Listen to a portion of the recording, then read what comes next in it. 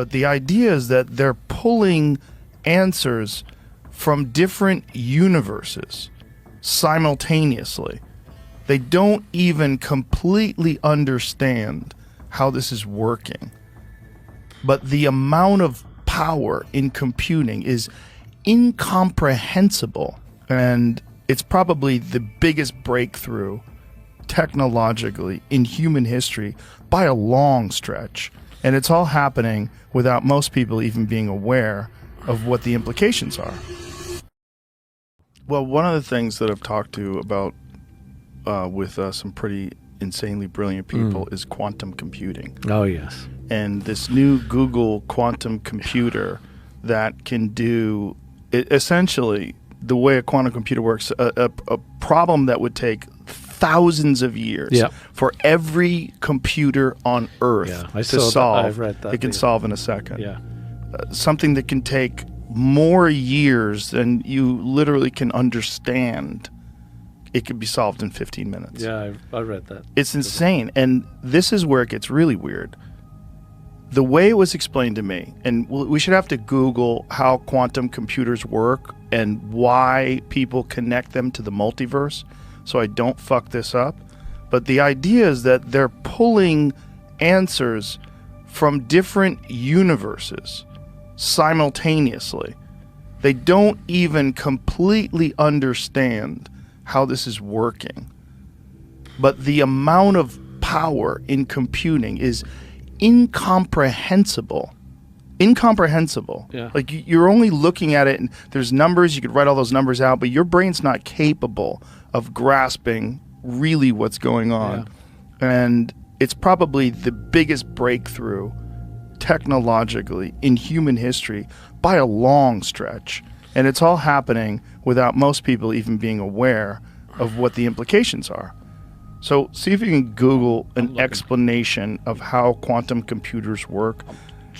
Was it Mark Andreessen that was explaining to us that it's pulling from different universes? No, that Who was that? Being talked about in the wording of the Willow description. Right. But I also, just to add, when I was reading about this, they said that these benchmark numbers are coming off of Google's own data. Like they're the ones that set like the scale of what some of the quantum. Are you skeptical? Is that what you're saying? I'm just Are you calling bullshit on Google? No, not at all. Not at all. Not at all. Is. No. I'm just a grain of salt, like just to say that, like I think they used tillions is the number or something like that. Septillion. That no one even can grasp that. Yeah, that's just based, but that's a number based off of their formula too. Right. That's all. Right. What is the definition of how it works? The way it pulls from multi universes. I think I'm trying to find it, but I think the understanding I got from it was it's just too powerful to get from our universe alone. You'd have to have more than one, and I don't like. That's just like, what does that mean? How do they even exactly? Get what does that mean? Right. What is that thing that they have? And if you ever seen the chip itself is very small. Yeah. It's like the size of a saltine cracker. Yeah. And then this entire mechanism around it is just the insane amount of cooling. Okay. Google's quantum AI founder said the performance gains lends credence to the idea that we live in a multiverse. The idea is that Willow might be communicating with parallel universes to finish calculations faster. Like, what does that mean? The announcement led Google's already high stock price to surge, which isn't that shocking, but perhaps most surprising for us laypeople that Google's quantum AI founder and lead, Harmut Nevin, said that the chip's performance lends credence to the notion that quantum computation occurs in many parallel universes, in line with the idea that we live in a multiverse. And then it says, excuse me? This obviously has caused a bit of a stir and it isn't exactly clear on how he made that leap. It sounds a bit like something out of a sci-fi movie, and I'm definitely not going to pretend I'm an expert, but it's worth pointing out that Google is very much still in the theoretical research phase of this journey. This is very weird stuff. An evolving scientific field that even people working on it don't fully understand. 3 hours later. Okay, so this is what it is. One of the world's most advanced classical computers. Okay, here it is with this problem.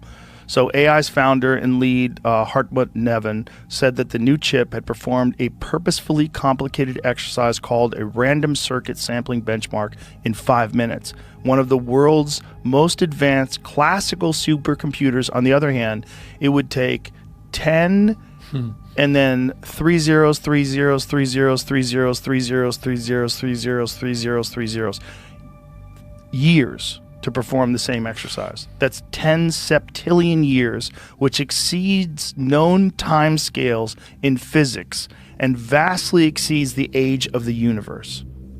So it can do more time than vastly exceeds the entire age of the universe, and it can do it in 5 minutes. And the reason it could achieve such a monumental improvement in calculating capacity is because Willow is made up of 105 qubits and can track the potential of each of those at once, allowing it to record potential data much faster and come to the right answer sooner. So, like, what is happening? That's too much information. What do you mean? I get it, but I don't get it. I don't get, how does that prove the multiverse or provide evidence that the multiverse is real, like, and that it's getting it from parallel universes? Like, what are we even saying here? It couldn't come up with those answers within the allotted time span. That's what? I can't even explain. I mean, funnily enough, this is that my brother's into all of this stuff. Sean, he's in simpler language. He would probably be able to explain it to you, Sean. Probably. He's like he would give it a shot. He would, certainly. I think he was the one that was probably explaining it to us. In simpler language, Willow is doing one calculation while an unknown number of Willows in other universes parallel to our own are doing their own calculations, and they are sharing that data to avoid needing to individually do every possible calculation to finish the equation. What the fuck does that mean? How are they sharing data between universes? I don't know. Ask Neven. Remember, this is all theoretical and doesn't prove anything, but Neven is saying that the fact that the chip can outperform our best supercomputers by such a wide margin means that it might have broken Newton's theory of physics. Yo, what does it say under that, Jamie? What does this mean for me? Keep that going. Put that back on. Scroll up a little bit. It's right here. Okay, this is what I wanted to look at. At this point, it's an exciting look at what computing might take one day, but it isn't something you're going to see in your next Pixel phone. Quantum chips need to be isolated in incredibly specific chambers. Yeah, this is the thing. It's cooler than, it has to be cool to a point where it's colder than outer space, sealed away from any possible signals such as microwaves, radiation, radio signals, etc., for fear of that noise leading to potential mistakes, and have specific signals delivered by purpose-built wires. Who figured this out? Quantum computing has these things called qubits. Okay, Q-U-B-I-T-S, qubits, which a qubit is like Schrodinger's cat. It doesn't just have a value of a 1 or a 0. It is in superposition. Superposition means a superset of all the positions that are possible. So how many possibilities are there in a bit? 2, right? 0 and 1. Mm-hmm. So a qubit is a superposition of a bit, which means it has both values, 0 and 1, until someone measures that bit.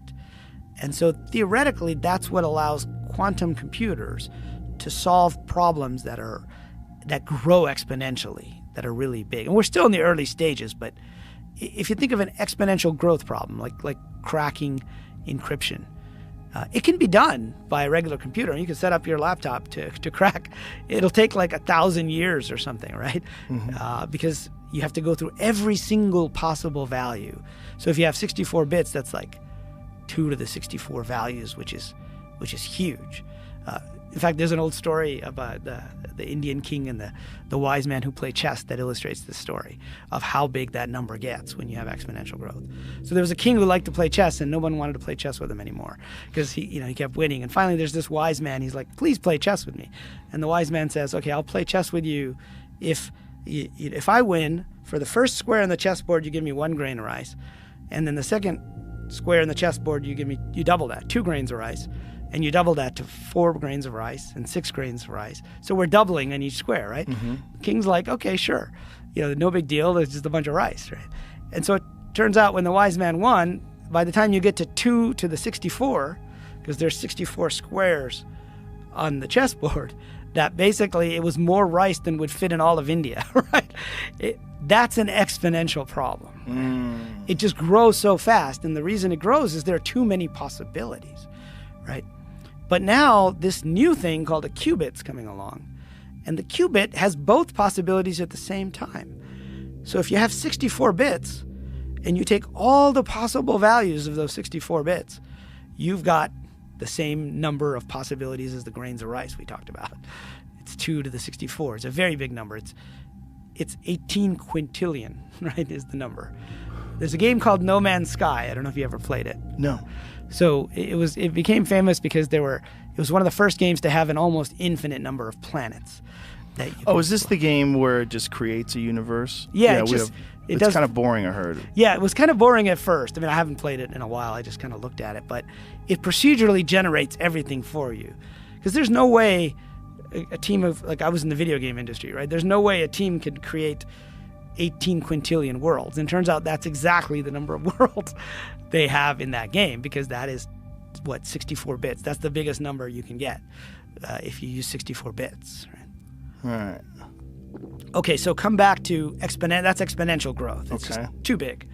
And so with a quantum computer, theoretically, and these are pretty new right now, right? Amazon has one, Microsoft has one, IBM has one that you can actually program online. Google has their own. Everyone's trying to figure out how to make these qubits stable and work. But the basic idea, and I don't know what number we're up to. For a while, it was like you could only have 4 bits qubits. Kind of like going back to the old, when we were young, the Apple II or whatever came out, and before that there were these small 8-bit processor-based kits that people would assemble, and they just couldn't have a lot of data because they just couldn't keep track of that many bits, and that's where quantum computers are today.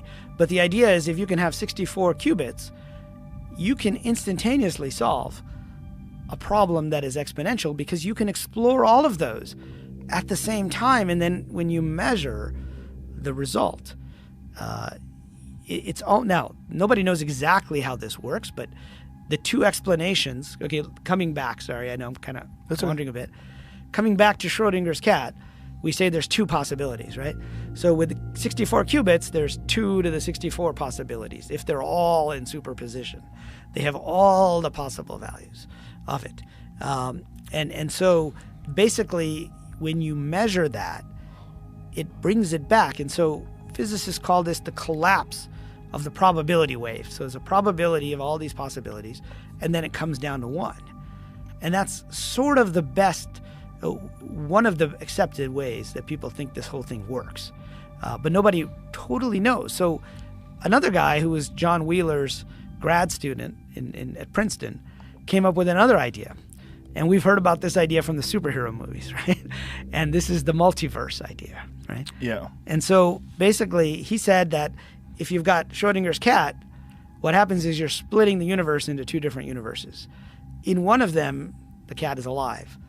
And in another one, the cat is dead, right? So that's the multiverse idea, is that when we measure it, we only see one of those 2 because we're in this universe. But if we happen to be in this other universe, the cat would have been dead, right? The cat is alive here. And so that creates a whole series of possibilities which are being used now in superhero stories all the time. Right? You've got your different versions of Batman, your different versions of Superman. Spider-Man, yeah. The famous Spider-Man meme where you have like the Spider-Men all kind of pointing at each other. Yeah. Right? And they have the different actors. So that idea has started to catch on now. It's what I like to call, it's past the 10-year-old test, right? And the 10-year-old test is when a scientific idea gets out there so much that even 10-year-olds can kind of understand it because of superhero movies, or because, like in the 1930s, when they were trying to explain Superman, like how does Superman get his powers? You say, he came from another planet. He came from a planet called Krypton, right? So even a 10-year-old in the 1930s could have understood that. But in the 1730s, you couldn't say that. No one would know what the heck you're talking about, right? Right. And so that idea kind of diffused through society. And so that's happening now with the multiverse idea too. It's kind of diffusing, through society in this way, through popular culture